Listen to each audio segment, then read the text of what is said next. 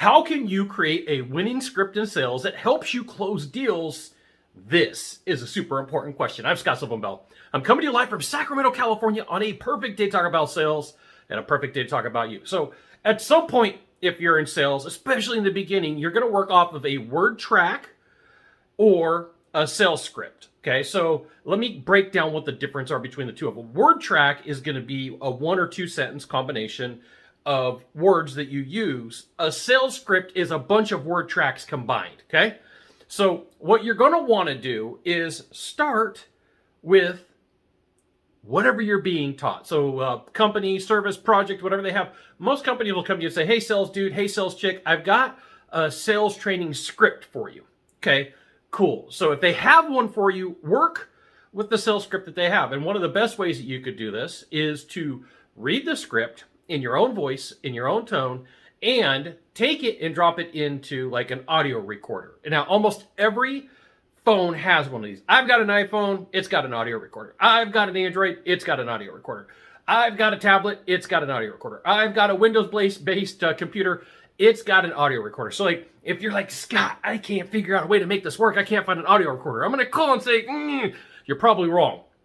Okay, so what you wanna do is go through and record the conversation that you're having. Now, remember that you practice how you play and you play how you practice. So if you're going to give one of these presentations and you're going to record it, you probably want to read it a few times to get used to it, okay? So let's just say for crazy town's sake and capability that you don't have somebody who is teaching you sales, okay? So what you do is you go and you find a closer in the industry and you say, hey, is it possible for me to work with you and you show me what you're saying and what you're doing? And if they say yes, great. How can I compensate you to make this happen? And so a lot of times people are going to be gracious and they're going to say, hey, you know what? I was in the position that you were in. Here's what we're going to do.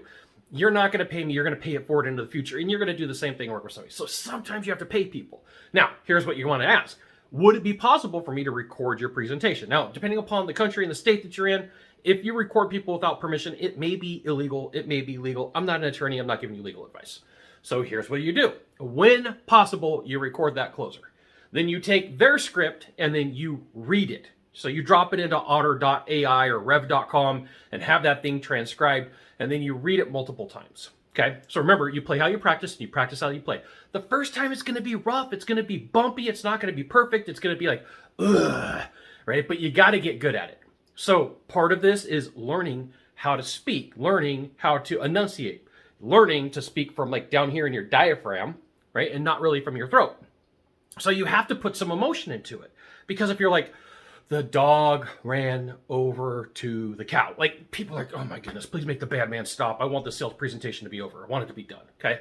So you have the sales script, you're gonna read it, and you're gonna let this thing record you have this conversation. Now, here is something that happens to a lot of salespeople is, we know how to have a conversation. You could drop me off at a party and I'm like, what's up? I'm Scott. I'm here to have some fun.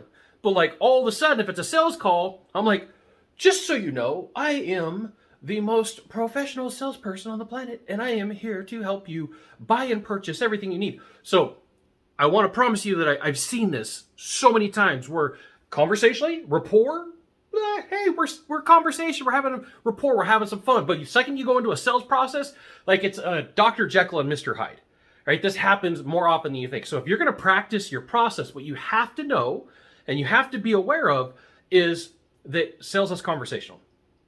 Sales is somewhat rapport, sales is somewhat leadership, sales is somewhat interaction, like are all these things combined and maybe not somewhat, a lot. So you're going to want to practice and have these conversations, and you want to get these scripts and these word tracks down so that when you have a conversation with people, it doesn't feel like you're talking at them. It feels like collaboration and you're talking with them, right? So right now, just so you know, this is all freestyle. I don't have any notes. I don't have any bullet points. This is all organized in my head. So I'm hoping that as I have a conversation with you and as I'm looking at this camera, that it feels like I'm talking with you and not talking at you. And there's a huge difference. And so one of the things that I have found from writing and working with salespeople is one of the greatest struggles that salespeople face is this. You sound like a sales guy. You sound like a used car salesman. You sound like you're just trying to push me into something. And this is why that conversation happens. Is in a rapport, you and I, hey, what's up? I like football, you like football. I like women's beach volleyball, you like women's beach volleyball. I like surfing, you like surfing. Whatever way you build rapport, okay? And then all of a sudden when it comes to the sales process, it's no longer the same. Now it's the case of super professional salesperson, and it makes people feel icky, like right there in the stomach, okay? So you take your script, you take your word tracks, you practice it, you read it, you listen to it, you interact with it, and you get really good with it. Now, here is the thing that most people don't want to hear. It takes a lot of work. It takes a lot of effort. The great news for you is most salespeople are lazy.